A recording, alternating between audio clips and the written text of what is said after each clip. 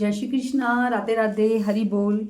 आइए श्रवण करते हैं श्रीमद् भगवत गीता का 11वां अध्याय।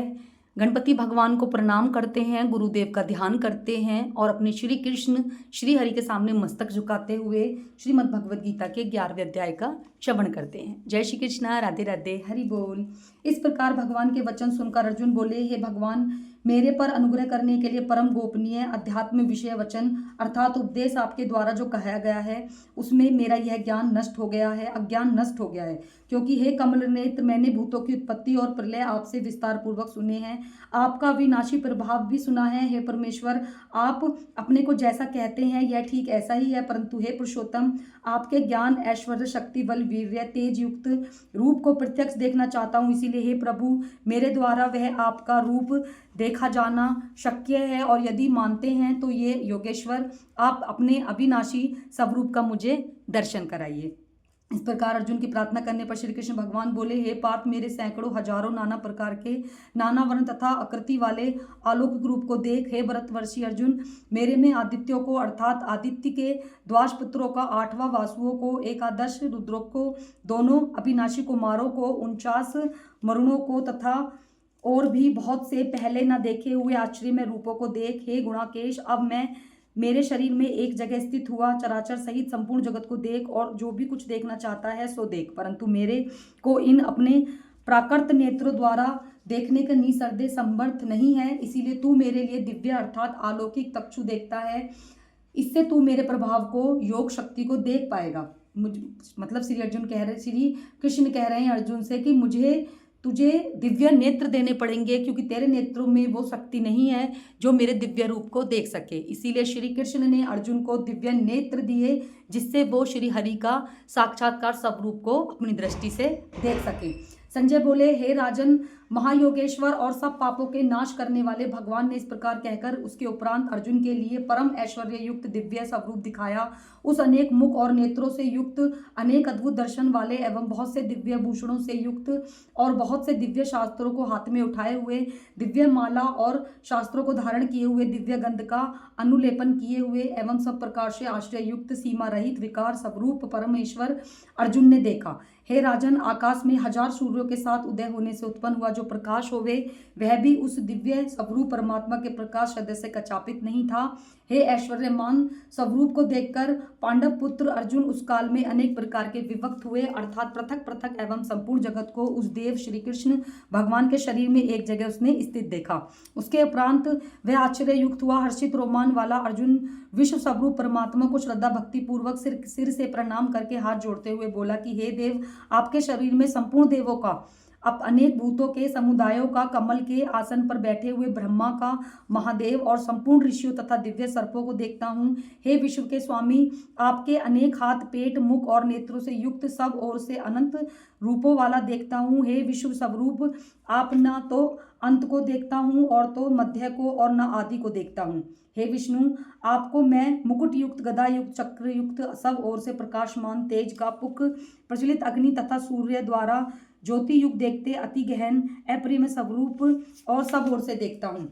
इसीलिए हे भगवान, आप ही जानने योग्य परम अक्षर हैं, अर्थात परम ब्रह्मा परमात्मा हैं, और आप ही इस जगत के परम आश्रय हैं तथा आप ही अनादि धर्म के रक्षक हैं, और आप ही अविनाशी सनातन पुरुष हैं, ऐसा मेरा मत है। हे परमेश्वर, मैं आपको आदि अंत और मध्य के रहित, अंत समर्थ से युक्त, अंत होने हाथों वाला, चंद्र सूर्य नेत्रों वाला, प्रज्वलित अग्नि रूप मुख वाला, अपने तेज से इस जगत को ताप्यमान करता हुआ देखता हूँ। हे महात्मन, यह स्वर्ण पृथ्वी के बीच का संपूर्ण आकाश तथा सब दिशाएं आपसे ही परिपूर्ण हो रही हैं, तथा आपके इस अलौकिक और भयंकर स्वरूप को देखकर तीनों लोक अति व्याधियों से प्राप्त हो रहे हैं। हे गोविंद, वे सब देवताओं के समूह आप में प्रवेश करते हैं और कई भयभीत होकर हाथ जोड़े हुए आपके नाम गुणों का उच्चारण करते हैं। महर्षि सिद्धियों के समुदाय कल्याण होवे, ऐसा कहकर उत्तम से उत्तम श्रोत्रों द्वारा आपकी स्तुति करते हैं। हे परमेश्वर, जो एकादश रुद्र और द्वादश आदित्य तथा 8 वसु और साधगण, विश्व, अश्विनी कुमार, वरुण, गदन पितरों का समुदाय और गंधर्व, यक्ष, राक्षस और सिद्धांत गुणों के समुदाय हैं, वे सब भी विकसित हुए आपको देख रहे हैं। हे महाबलो, आपके बहुत मुख और नेत्रों वाले, बहुत हाथ, जंघा और पैरों वाले, बहुत उदरों वाले तथा बहुत सी विकराल दाढ़ों वाले महान रूप को देखकर सब लोग व्याकुल हो रहे हैं तथा तथा मैं भी व्याकुल हो रहा हूँ।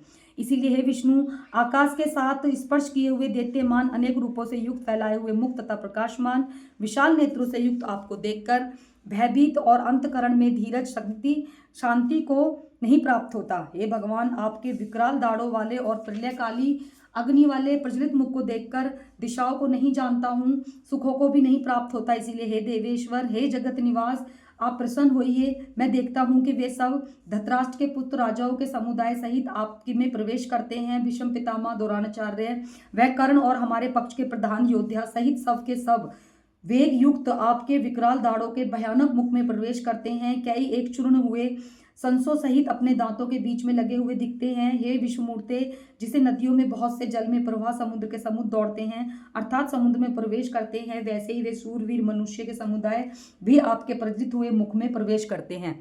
अर्थात जैसे पतंग मोह के वश होकर नष्ट होने के लिए प्रज्वलित अग्नि के प्रति वेग द्वारा युक्त प्रवेश करते हैं, वैसे ही यह सब लोग भी अपने नाश के लिए आपके मुख में अति वेग से युक्त हुए प्रवेश करते हैं। और आप उन संपूर्ण लोगों को प्रज्वलित मुखों द्वारा ग्रसन करते हुए और से चाट रहे हैं। हे विष्णु, आपका उग्र प्रकाश संपूर्ण जगत को तेज द्वारा परिपूर्ण तापमान करता है। हे भगवान, कृपा करके मेरे प्रति कहिए कि आप उग्र रूप वाले कौन हैं। हे देवों में श्रेष्ठ, आपको मैं नमस्कार करता हूँ, आप प्रसन्न होइए। अग्नि रूप आपको यह तत्व जानता है, क्योंकि आपकी प्रवृत्ति को मैं नहीं जानता। इस प्रकार अर्जुन के पूछने पर श्री कृष्ण बोले कि हे अर्जुन, मैं लोकों का नाश करने वाला बड़ा हुआ महाकाल हूँ। इस समय इन लोगों को नष्ट करने के लिए मैं प्रवृत्त हूँ। इसीलिए जो प्रतिपक्षियों के सेना में स्थित हुए योद्धा लोग हैं, वे सब मेरे बिना भी नहीं रहेंगे, अर्थात तेरे युद्ध न करने से इनका सबका नाश हो जाएगा।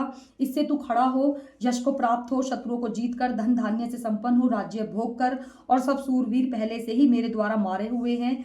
ये सव्य साचीन तू केवल निमित्त मात्र ही है, तथा इन द्रोणाचार्य, भीष्म पिता तथा जय, द्रक्ष और कर्ण और भी बहुत से मेरे द्वारा मारे हुए शूरवीर योद्धाओं को तू मार और भय मत कर। निसंदेह तू युद्ध में वैराग्यों को जीतते हुए विजय होगा, इसीलिए युद्ध कर। उसके उपरांत संजय बोले कि हे राजन, केशव भगवान के वचनों को सुनकर मुकुटधारी अर्जुन हाथ जोड़ते हुए कांपता हुआ नमस्कार करके फिर से भयभीत हुआ प्रणाम करता है और भगवान श्री कृष्ण के प्रति गदगद वाणी से बोला कि हे अंतर्यामी, हे योग्य, जो आपके नाम और प्रभाव के कीर्तन से जगत अति हर्षित होता है और अनुराग को भी प्राप्त होता है, तथा भयभीत हुए राक्षस लोग दिशाओं में भागते हैं, सब सद्गुणों से समुदाय नमस्कार करते हैं। हे महात्मन्य, ब्रह्मा भी आदि करता तथा सबसे बड़े आपके लिए वे कैसे नमस्कार नहीं करते, क्योंकि हे अनंत, हे देवेश, हे जगन निवास, जो सत्य असत और उनमें परे अक्षर अर्थात सच्चिदानंद ब्रह्मा हैं, वह भी आप ही हैं। हे प्रभु, आप आदिदेव सनातन पुरुष हैं,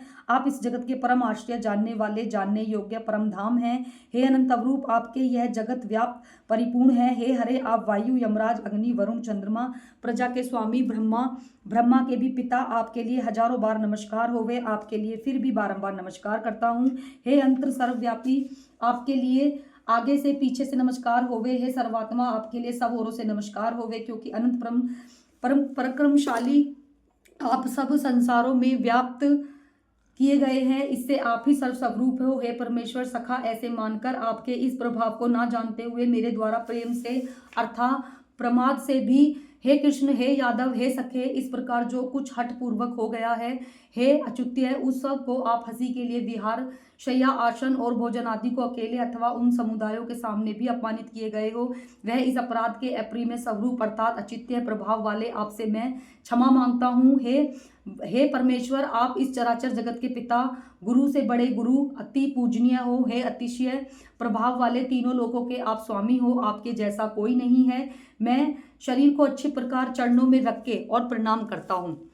इस तरह स्तुति करने पर ईश्वर को प्रसन्न होने के लिए प्रार्थना करता हूँ। हे देव, पिता और पुत्र द्वारा सखा, सखा के प्रति पिता जैसे प्रिय स्त्री, पति जैसे प्रिय स्त्री के वश में ही है, आप भी मेरे आराध्य हो, सहन करने के लिए योग्य है। हे विश्वमूर्ते, हे पहिए, पहले ना देखे हुए आश्रय में आपके इस स्वरूप को देखकर हर्षित हो रहा हूँ और मेरा मन भय से अति व्याकुल हो रहा है। इसीलिए हे देव, आप उस अपने चतुर्भुज रूप को ही मेरे लिए दिखाइए। हे देवेश, हे जगनिवास, प्रसन्न हो जाइए। हे विष्णु, मैं वैसे ही आपको मुकुट धारण किए हुए गदा तथा चक्र हाथों में लिए हुए देखना चाहता हूँ। इसीलिए हे विश्व स्वरूप, हे शस्त्रबाहो, आप उस ही चतुर्भुज रूप से युक्त रहिए।